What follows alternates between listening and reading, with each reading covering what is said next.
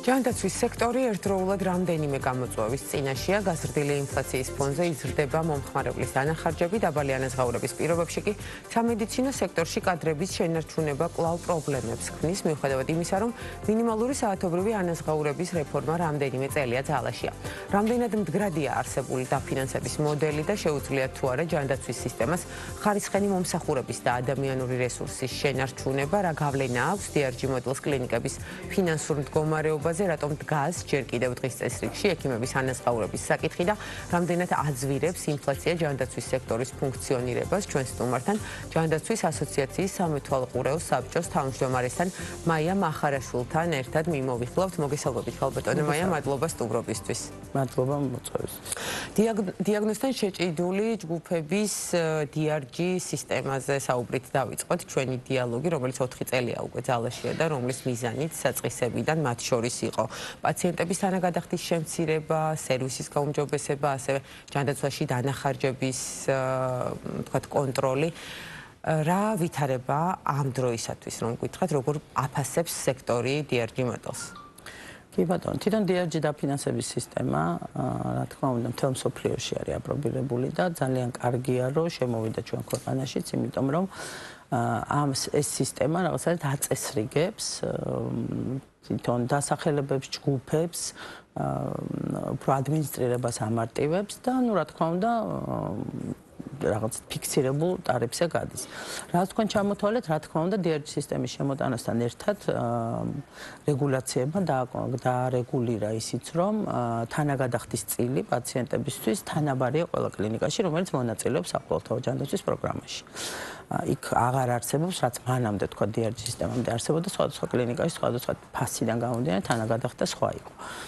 ანუ საწყის ეტაპზე სექტორის დამოკიდებულება იყო ძალიან პოზიტიური და არის, იმიტომ რომ არ არის სხვა რაიმე განსხვავებული მოდელი მსოფლიოს სხვა ქვეყნებშიც, რომელზეც შეიძლება დაეყონ. ძირითადი ეს არის უმეტეს ევროპის ქვეყნებშიც და არა მარტო ევროპის, ამერიკა, ავსტრალია და ასე შემდეგ.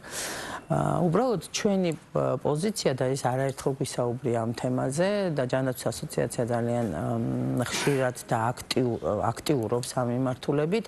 DRG სისტემის დანერგვასთან ერთად უნდა ხდებოდეს ყოველწლიური გადახედვა, შეფასება, ანალიზი მონაცემების და გადახედვა. გადახედვა არ ნიშნავს ავტომატურად გაზრდას. გადახედვა ნიშნავს ადეკვატური, ანუ შეფასებას, როგორ ხდება ამა თუ იმ მიმართულებით დაფინანსება და რამდენად ადეკვატური და სამართლიანი. დიახ, ანუ გარემოში არსებული ეკონომიკური გამოწვევების და ინფლაციური წინააღმდეგ გათვალისწინების თავისთავადია და დაგროვილი ინფორმაციის. ამ ინფორმაციაზე მინდა აქცენტი გავაკეთო, იმიტომ რომ მანამ სანამ DRG სისტემა შემოვიდა და რა თქმა უნდა ძალიან დიდი იყო ჩამონათვალი, ძალიან მაღალი იყო აი გაშლა, ანუ ფასების და ვარიაბელობა მაღალი იყო. შესაბამისად, ის მონაცემები, რა მონაცემებსაც დაეყრდნო თავდაპირველად DRG-ს დათვლა, რა თქმა უნდა, შესაფასებელი ახლა, იმიტომ რომ ეს მონაცემი გაცილებით უფრო სუფთა იქნება, ასე ვთქვათ, გაცილებით უფრო ინფორმატიული და შესაბამისად ეს გადახედვის პროცესიც გაცილებით უფრო ეფექტური იქნება. კრიტიკულ მიმართულებად რა სახელდება, რომ გითხრათ? კრიტიკული მიმართულება თავისთავადია და სულ ამაზე ვსაუბრობთ, ეს არის კრიტიკული მედიცინა, რეანიმაცია ძირითადად, იმიტომ რომ კრიტიკული მოვლის ნაწილში, როგორც წესი, ეს არის მძიმე, კომპლექსური პაციენტები, რომელსაც სჭირდება ძალიან ესეთი ფართო სპექტრი კვლევების, დიაგნოსტიკის, შესაბამისად ჩარევების, მკურნალობის და ხანგრძლივია როგორც წესი, შესაბამისად ეს ფიქსირებული ტარიფი ვერაფრით ვერ ფარავზეც არ არის ლაპარაკი, ანუ არა შესატყვისია იმ ხარჯებთან მიმართებაში, რა ხარჯებიც აქვს სექტორს კრიტიკული მედიცინის მიმართულებით და ეს თავიდანვე საკმაოდ მწვავე იყო რაღაც ეტაპი, როდესაც ჩვენ ჯანდაცვის სამინისტროსთან ერთად რაღაც ცალკეულ კოდებზე იმუშავა, ასოციაციამ და იქ რაღაცა პატარა ცვლილება მოხდა, მაგრამ ეს საერთო სურათს, რა თქმა უნდა, ვერ ცვლის და დღესაც რაღაც აქტიური კომუნიკაცია მიდის იმასთან დაკავშირებით, რომ იქნება ვიმსჯელოთ ამ თემაზე და რაღაც სხვა მოდელი დაფინანსების მოვიფიქროთ. არა DRG-ს გარეთ, არამედ იმ გამოცდილებაზე დაყნობით, რა გამოცდილებაც სოფლიოში არსებობს. რეალურად ანუ DRG მოდელმა გაამარტივა თუ გაართულა კლინიკების ფინანსური მდგომარეობა, რომ ვთქვათ და ასევე ცვლილებები საუბრის დროს ინდექსაციაზე არის აქტიური საუბარი, რას გულისხმობს ეს ინდექსაცია, როგორ გესახებათ თქვენ თქვათ ამ მოდელში საუკეთესო ვერსია? იცით როგორ არის ერთი ნაწილი ჯერ უნდა ვთქვათ იმაზე, ანუ სექტორისთვის გაუარესა თუ გაამარტივა.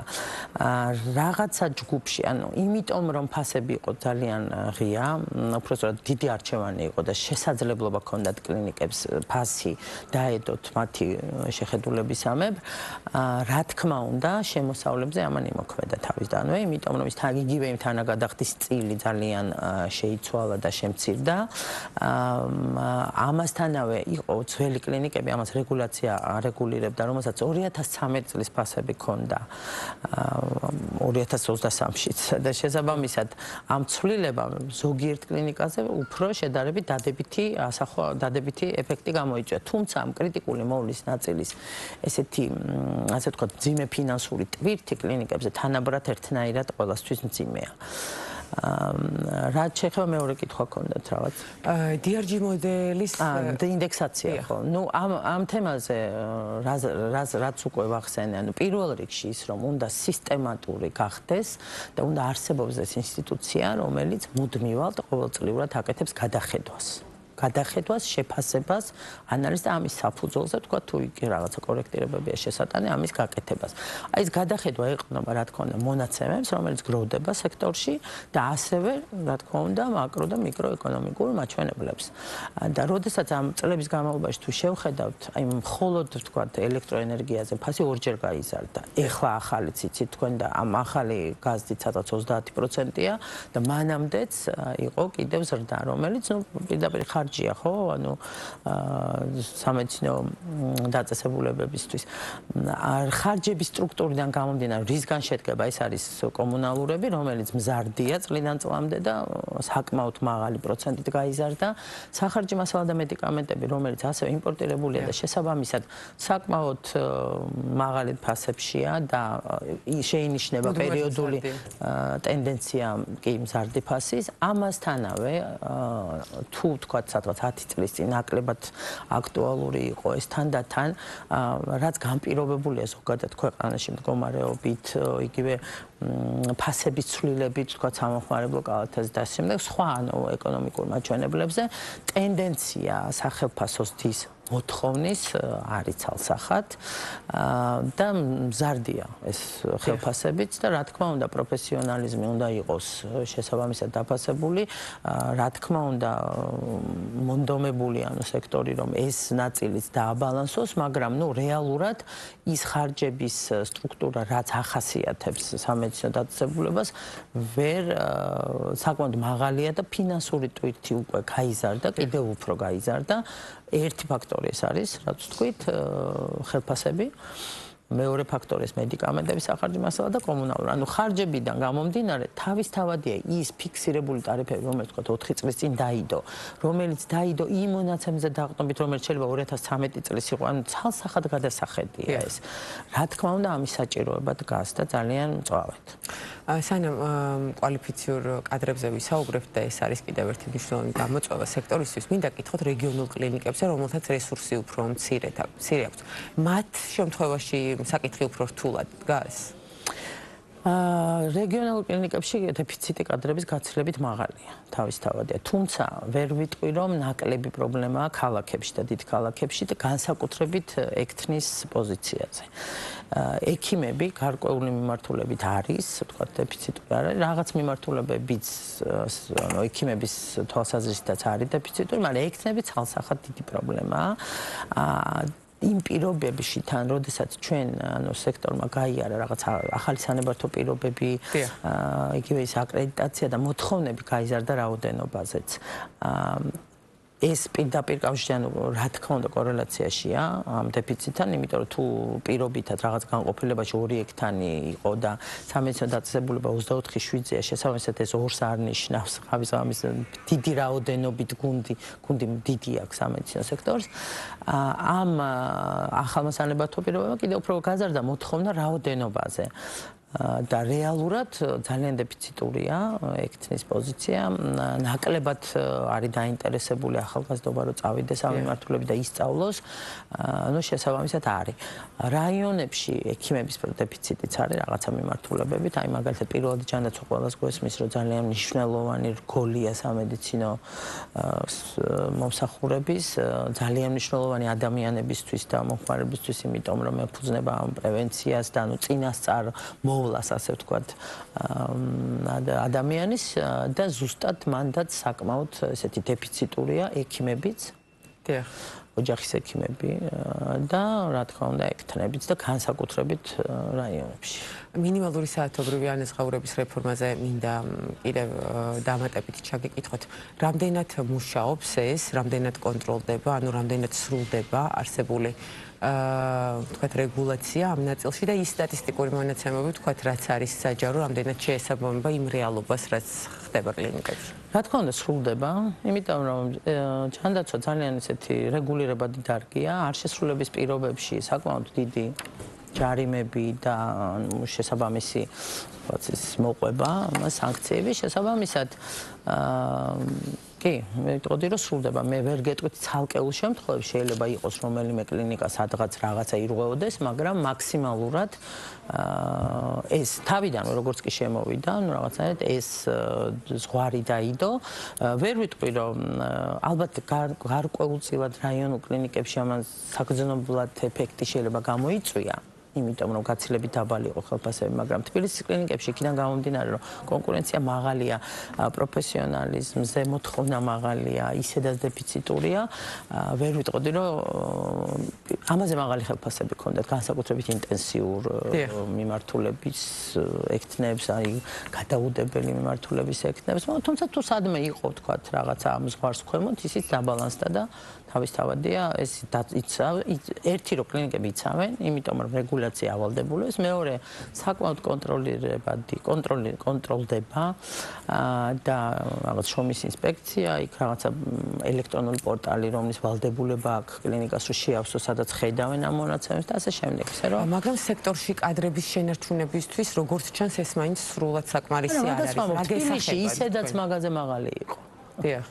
ბევრი მიმართულება. რა უნდა გაკეთდეს იმისათვის, თქვათ, რომ ეს აუცილებელი რგოლი სამედიცინო სექტორში შენარჩუნდეს? იცით, პირველ რიგში ეს დეფიციტი, თქვენ რომ გადახედოთ დღევანდელ სიტუაციას, თვითონ ასაკიც შეცვლილი. ანუ დეფიციტი არის საწყის ეტაპზე, განათლების ნაწილში. ანუ არ არის სურვილი, რომ ამ მიმართულებით, თქვათ, განათლება მიიღოს ახალგაზრდობამ და შემდეგ უკვე დასაქმდეს. რა უნდა იყოს, რა შეიძლება იყოს ის ინდიკატორი, რაც ახალგაზრდას დააინტერესებს, თქვათ, ამ საქმით დაინტერესებს? ნუ ანაზღაურება ერთ-ერთი მთავარია, მაგრამ სამედიცინო სფერო ისეთი სფეროა, სადაც რაღაცნაირი დამოკიდებულება უნდა ქონდეს ადამიანს, რომელსაც უნდა ამ სფეროში მუშაობა, როგორც ექიმი. ახლა დაამწყებ ექიმს, როგორც წესი და ეს ცნობილია არა მარტო ჩვენთან მსოფლიოში, რა თქმა უნდა, ძალიან დაბალი ხელფასი აქვს, მანამ სანამ თქვათ რაღაცა იმ კომპეტენცია შეიძეს, მაგრამ თუ ადამიანს უნდა ექიმობა, ამის მიუხედავად ძალიან თავდაუზოგავად შრომობენ და ჩართულიანი არიან ამ პროცესში. ხო, ახლა ეს საერთო საქმეც ესეთია, სამედიცინოა, პაციენტთან ურთიერთობაა და სურვილი უნდა იყოს. ალბათ ჭირდება რაღაცა კამპანია, მომზადება იმ ფონის, რომ რაღაცა ჯგუფი, თან მოკლევადიანი შეიძლება იყოს. საერთაშორისო გამოცდილებით, რა თქმა უნდა, არსებობენ დიპლომირებული ექთნები და ძალიან კარგი იქნება და ჩვენი მომავალიც აქეთკენ უნდა წავიდეს, მაგრამ ეს არ ნიშნავს, რომ აი ეს ტექნიკური განათლება, ასე ვთქვათ, არა უმაღლესი განათლების ექთნები, რომლებიც შემდეგ პრაქტიკაში იწვრთნებიან და სწავლობენ, არ არიან საყრდენი კლინიკის, ძალიან საყრდენი არიან და ეს არის ძალიან საჭირო კადრი და ნუ ეს დეფიციტი სერიოზულად მძიმე არის. ჩვენი ერთ-ერთი ასე ვთქვათ, საუბრის არგუმენტი ზუსტად, როდესაც DRG-ის დაფინანსების გადახედვაზე ვსაუბრობთ, ერთ-ერთი მთავარი ეს არის, რომ ამ გადახედვაში აუცილებლად უნდა აისახოს ამ ხელფასების რაღაცა წილით ზრდა, რომ განსაკუთრებით ეს საშუალო მედპერსონალი შენარჩუნებული იყოს. კი ბატონო, თქვენ ახსენეთ, რომ სახელმწიფოსა და კერძო სექტორს შორის აქტიური კომუნიკაცია მიმდინარეობს. მოკლე ვადებში ყველაზე მნიშვნელოვანი საკითხი, რაც შეიძლება გადაწყდეს, თქვათ, სექტორის სასიკეთოდ, თქვენ რა გესახებათ? DRG-ზე თუ საუბრობთ, ერთი ჩვენი მთავარი ესეთი პოზიცია შედარებით ესე ვთქვათ მარტივი, არა ბიუჯეტისთვის მარტივი, მაგრამ მარტივი გადაწყვეტილების მისაღებად ეს არის ინდექსაცია და ინდექსაცია რაღაცა სხვა სფეროებშიც ბიზნესის ესეთი აპრობირებული მეთოდია, რომელიც ითვალისწინებს ინფლაციას და ასე შემდეგ. თუმცა ჩვენი შეთავაზება ესეთია, რომ თუ კი ინდექსაციაზე არ მივდივართ და ვერ მივდივართ და გასაგებია რომ სახელმწიფო ბიუჯეტია და ეფექტურად უნდა იყოს იმართოს, მაშინ ყველაზე კრიტიკული იქნება სწორედ აი ეს კომპლექსური შემთხვევების განხილვა და დაფინანსების რაღაცა დამატებითი მოდელების შემოტანა იმისთვის, რომ ფინანსური ტვირთი შემცირდეს და აქ ჩვენ მარტო ფინანსურ ტვირთზე ვსაუბრობთ. როდესაც ფინანსური ტვირთი მაღალია კლინიკისთვის, იქ რისკის ქვეშ დგება, რა თქმა უნდა, ხარისხი. და ეს გარდაუვალია, ეს იმიტომ არა, რომ ვინმეს არ უნდა, იმიტომ რომ რაზეც ვისაუბრეთ, ხარჯების ნაწილს თუ შევხედავთ, როდესაც ყველაფერი მზარდია და ფიქსირებულია ის ტარიფი, რითიც ანაზღაურდება ესა თუ ის მომსახურება უკვე წლებია, წარმოუდგენელია, ხო, ძალიან რთულია. ანუ დგება რისკის ქვეშ პაციენტი, რომელმაც ჯეროვანი მომსახურება ვერ მიიღოს. თვითონ მოდით ესე ვთქვათ, ვიცით რომ ძირითადი ნაწილი კერძო სექტორია, ძალიან მაღალია კონკურენცია.